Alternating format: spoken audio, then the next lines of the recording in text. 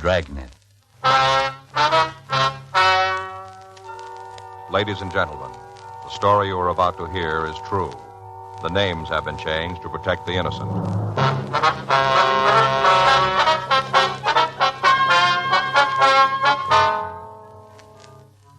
You're a detective sergeant. You're assigned to homicide detail. A 6-year-old girl has been taken from the streets of your city. There's no lead to her whereabouts or to the identity of the kidnapper. Your job? Find them. It was Monday, May 1st. It was warm in Los Angeles. We were working the day watch out of homicide detail. My partner's Frank Smith. The boss is Captain Warman. My name's Friday. I was on my way back from the business office, and it was 7:28 p.m. when I got to room 42, homicide squad room. No, the hair was a little thicker. More of it. More like this? Yeah. Yeah, that's about it. Short, real short. Now, what about the eyes? Well, they were kind of close together. Hi, Joe. Hi, where'd Frank go? Chief Brown called. He went down there. How you doing? Good. Hey, take a look yourself. Yeah, that's it. Right on the old button, yeah. A couple more eyebrows. What? More eyebrows, couple more. Yeah, that's it. Yeah. Say, this fella's pretty good. A lot better than those guys at the beach. What's that? Guys at the beach, they draw your picture while you wait 2 bits, something like that, and they draw your picture. This looks just like the guy that took the girl. All right. Sure feel bad about that, I really do. Sir? I was just sitting there, folding up the papers from my route, just sitting folding, all of a sudden I see this thing happen right in front of me. Yeah. Car just pulled up to the curb and they grabbed the girl. There was more than one? Huh? You said they grabbed the girl. No, I just said that. An expression. It didn't mean there was more than one, just said that. You know how you do. Yeah. Just one. Kid, that's what he was, young kid. No forehead, just like a part. Joe? Yeah. I just talked to Chief Brown. He wants to know how the picture's coming. Not finished. Why? Looks like we might need it right away. Huh? The family just got a ransom note.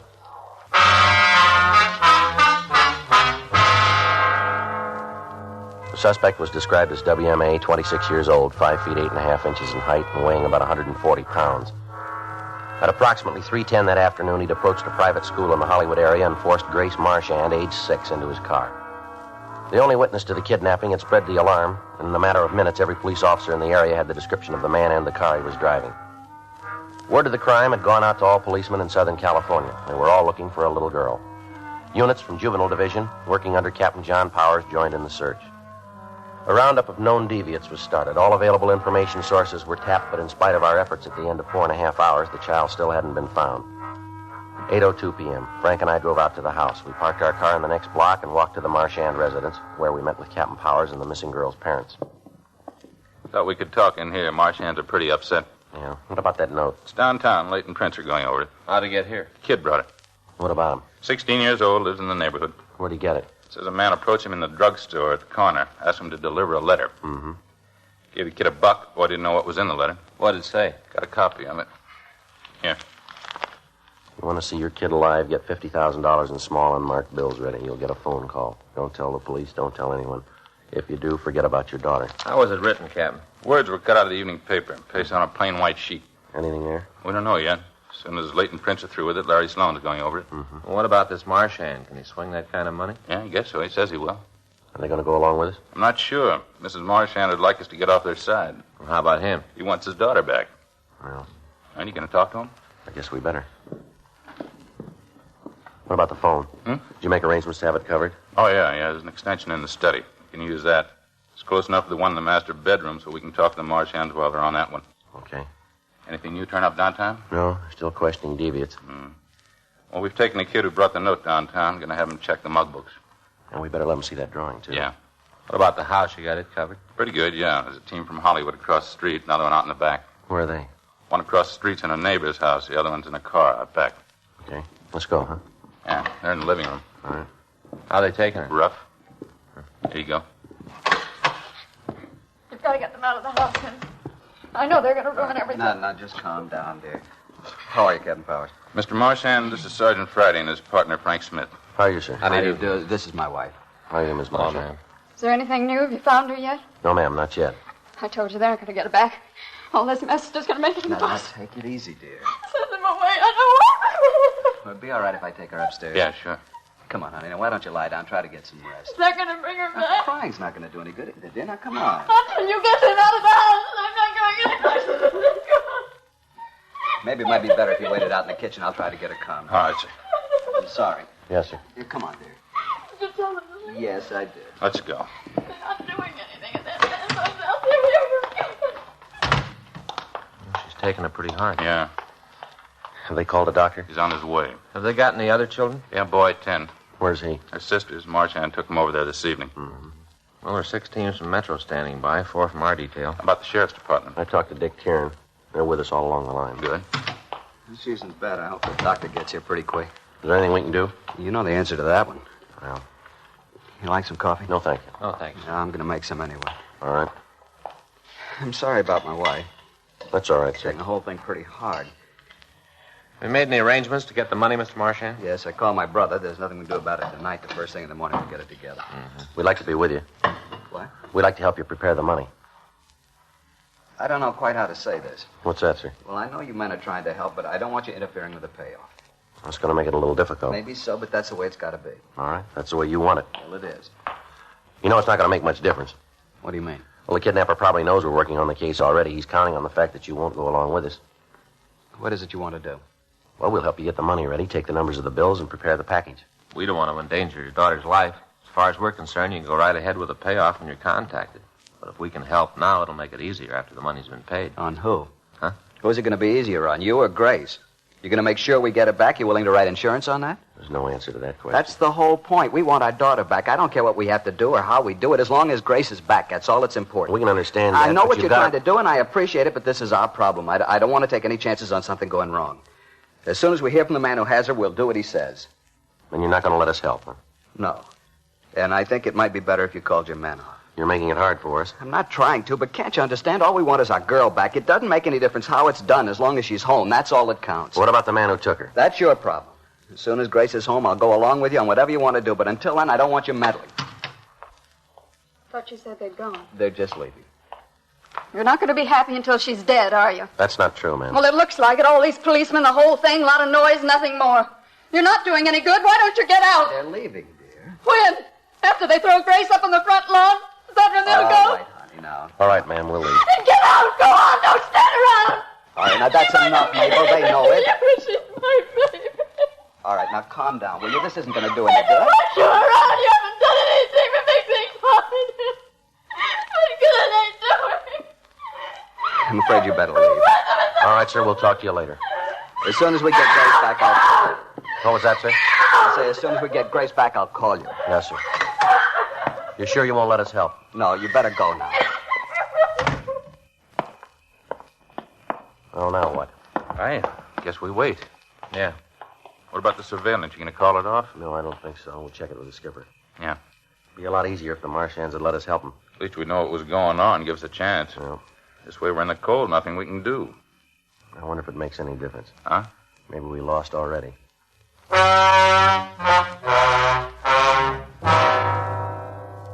We contacted the office and talked with Captain Lorman. We told him what had happened at the Marchand home. He instructed us to keep the place under surveillance, but not to interfere with the movements of the family. Officers in the area were asked to stay away from the house. If the kidnapper wanted to make contact, we would do nothing to stop him. 8:46 p.m. Captain Power stayed on at the scene, and Frank and I went back to the office. We met with Captain Lorman and Chief Detective Thad Brown. You can't count on any cooperation from the family, then? No, I don't think so. Father might go along with us, but Ms. Marchand is dead against it. Mm-hmm. How are you going to handle it, Lorman? Keep their place under surveillance. Wait for them to make a move. Mm-hmm. Important thing is not to burn them. Yeah. When do they figure to pick up the money, Joe? Marchand said tomorrow morning. What business is he in? Contractor, got a company with his brother. They do a lot of work in developments. Just finished a big section out in the valley. You won't have any trouble raising the money, then? No, it didn't seem to bother him. Ah. What are you going to do about that? The money? Yeah. Well, first thing in the morning, we'll try to get in touch with his bank. Make arrangements to have the serial numbers on the bills noted. Crime Lab able to do anything for you? Well, we'll check with them. Should be some way we can make it easier. And the important thing is to get the girl back. Once we know where she is, we can move a lot faster. Well, Homicide, Lorman. Yeah. Uh-huh. Want to give me that address? Yes, sir. Right away. Goodbye. Maybe it's coming over to our side. what do you mean? That was Mr. Marchand. Yeah? He wants to see you right away.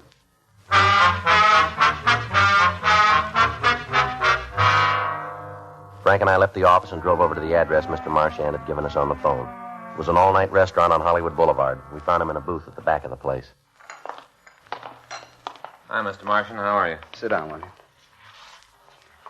Heard anything new? No. The reason I called, I got to thinking after you'd left. The way we acted isn't going to help any. It's not going to make it any easier on anybody. That's right. Mabel and I talked it over. She still isn't too hot on the idea, and I'd appreciate it if you could do what has to be done without her knowing too much about it. We'll do what we can. I don't like to have to put this kind of restriction on you, but right now there doesn't seem to be any other way. We understand. Have you heard anything else from the kidnapper? Not a word. Mm-hmm. Don't imagine he'll try and contact me before I've had a chance to get the money. No, sir. When do you figure on getting it? I'll call my bank at 9, try and make arrangements then. We'd like to be there when you talk to him. All right. What do you plan on doing? Well, first we want to get the serial numbers on all those bills. I'm sure they'll cooperate. We'll check with our crime lab. Maybe something we can use to prepare the money so we'll be able to recognize it a little better. They'll probably want you to make up a special package, too. Well, I'm not going to try and tell you your business. I guess you know what you're doing. Well, we hope so. I'd like to ask a question, though. What's that? You think she's still alive? Well, there's no way of knowing that. Well, you've handled this kind of thing before. You know what the odds are. What do you think? I don't know. I think it's so much easier if we knew. Yes, sir. It just seems like she has to be alive. I can't imagine anyone who'd hurt a little girl. I just can't imagine it. Yes, sir. First time she's ever been away from home. She doesn't get along with strangers too well. Poor little kid. I'm sorry. I'm acting like an idiot. No, sir. More like a father.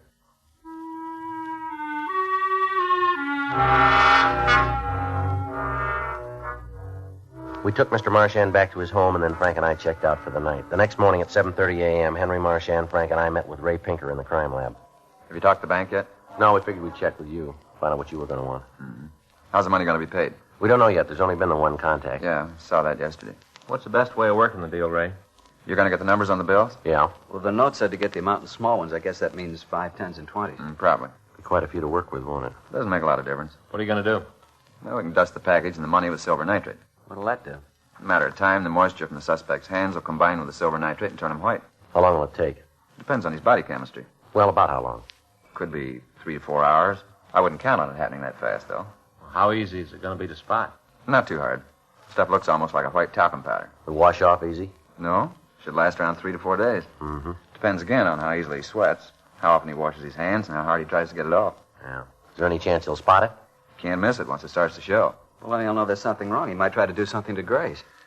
Well, we might as well face it, Mr. Marchand. If she hasn't been returned in 3 or 4 hours, it's probably because he doesn't mean to give her back. I suppose so. As soon as you get the instructions on wrapping the money, let me know right away. We'll get it ready. What are you going to do? We'll mark the paper the money's supposed to be wrapped in, Why? so we can identify it. If he wants the package out of newspaper, we got some on hand. Got some new brown wrapping paper, too. I think we're pretty well set on that score. I don't understand why you're doing all this. Well, if the suspect gets away from the meeting place, we've got to have a way to pick him up. Well, how's the special package going to help? We'll be able to prove it's what the money was wrapped in. Make it easier to be sure we got the right man. I'm sure I was as confident as you seem to be. How do you mean? That we're going to catch the man. Well, once he picks up the money, we've got everything on our side. You going to have the pickup area staked out? As much as we can. Depends a lot on where the contact is made. Mm-hmm. Right after the payoff, we'll secure the area. Nobody will get out. Ray, is there any way we can mark the car? Hard to say. We could use paint. A lot of things we don't know about the setup. It'd be easier to figure them after we've got all the information. Mm-hmm. If somebody can get close enough to the car, we can drop a capsule of paint on top of it. Put a copter in the area, and you shouldn't have any trouble picking it up. Roger Friday. Yeah. Phone for you, Sir Officer. Thank you. Take it over there, Joe. Okay. Which line? 3. Thank you. Friday speaking. Oh, yeah. Uh-huh. What? We'll be right over.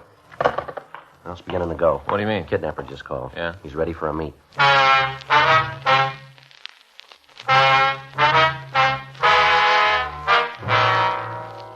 The second contact by the kidnapper had been made by telephone. He talked to Mrs. Marchand and instructed her to tell her husband to have the money ready by 6 p.m. that evening. He went on to say that another call would be made giving instructions for payment of the ransom. Mr. Marchand, Frank, and I talked with her about the call, and then we had a meeting with Captain Lorman and Chief Detective Thad Brown. It was decided to go ahead as the kidnapper had ordered. At 9:02 a.m., we got $50,000 from the bank. We went back to the city hall and talked to Captain James Fisk. He assigned 6 girls from the record section to aid us. We divided them into 3 teams of 2 each, one calling the numbers on the bills, the other typing a list. At 3:45 p.m., the job was finished. The money was taken to the crime lab and dusted with silver nitrate powder. Because we didn't have the final instructions on the delivery of the ransom, Ray Pinker gave us a supply of plain newspapers and brown wrapping paper. Both types were marked so they could later be identified in court. He also gave us pellets of dark and light paint in the event we had an opportunity to mark the kidnapper's car.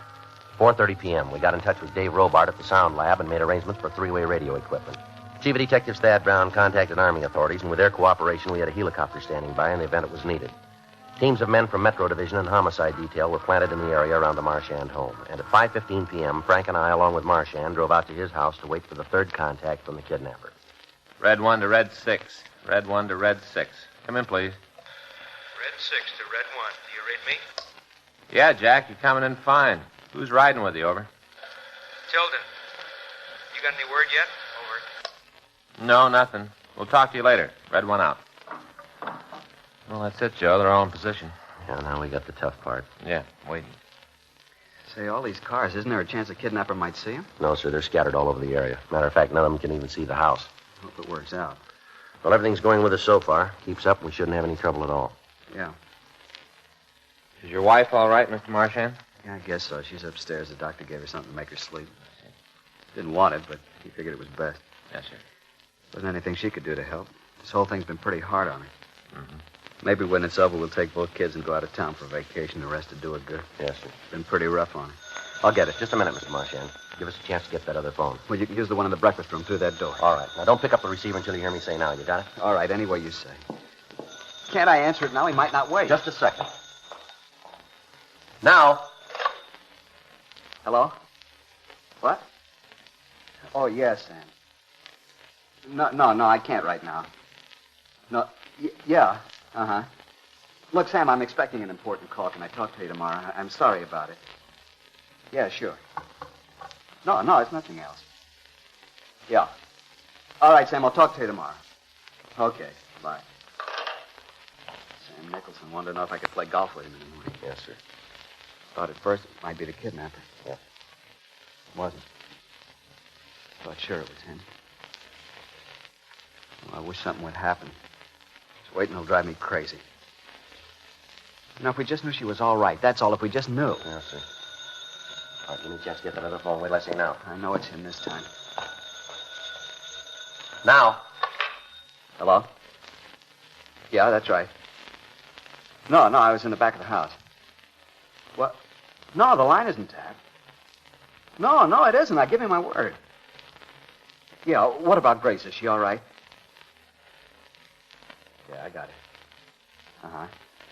No, it's here in the house now. That's right, $50,000. Yeah, wait a minute. I better get a pencil. All right, go ahead. Yeah. Uh-huh. No, I know where it is. Yeah. All right, I'll try and find something. No, I'll find something. Yeah, all right. I'll leave as soon as I can. Uh-huh. No, I won't bring anybody, I swear. Yeah, will you have Grace there? Hello? Hello?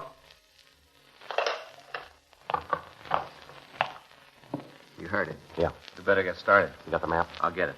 He said Grace was all right. Did you hear him say that? Yes, sir, I did. He said she was okay.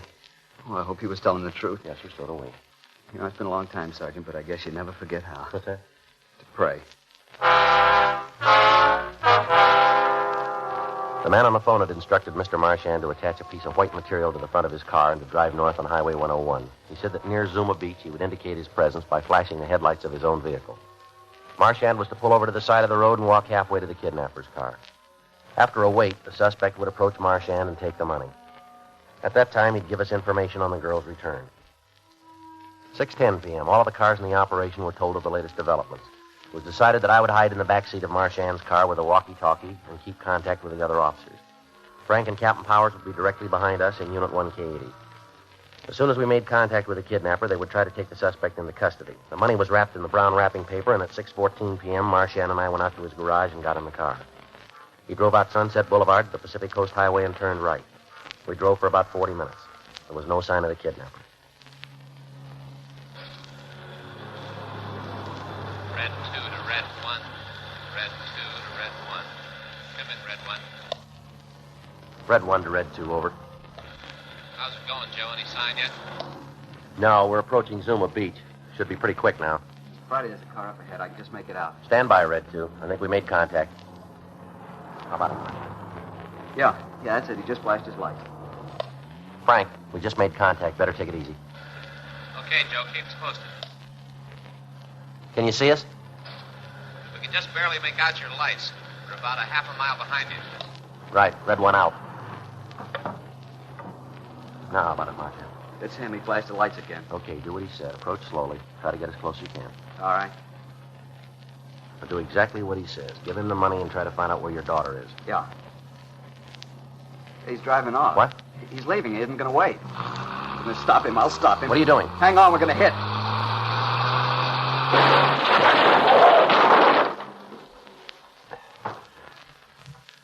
You all right, Marchand? Yeah, I guess so. I guess I'm all right. The door's stuck. Can you get the front one open? I think so. I'll try. I think I can get it open. Right here. Let me through.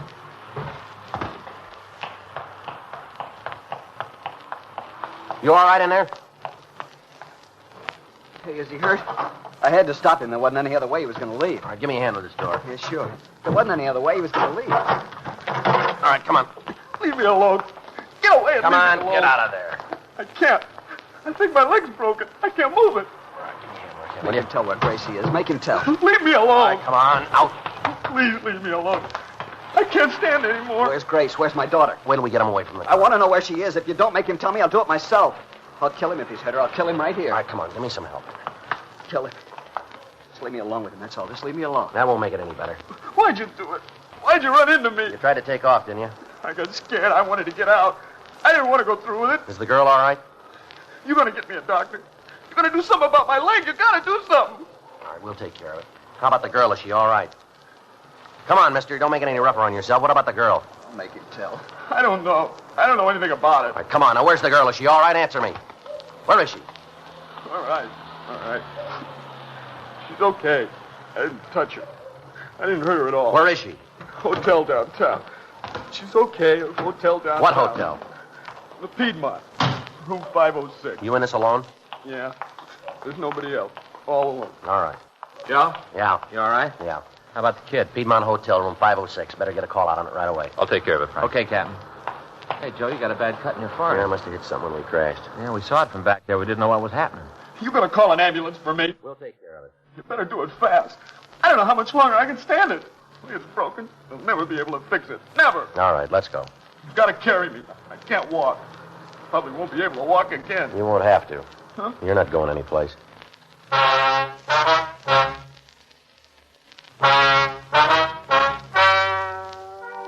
The story you've just heard is true. The names were changed to protect the innocent. On September 16th, trial was held in Department 89, Superior Court of the State of California, in and for the County of Los Angeles.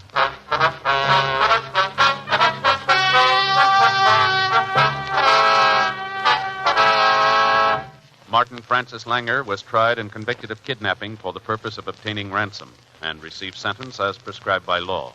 On recommendation of the jury, he was sentenced to the state penitentiary at San Quentin, California, for the rest of his life.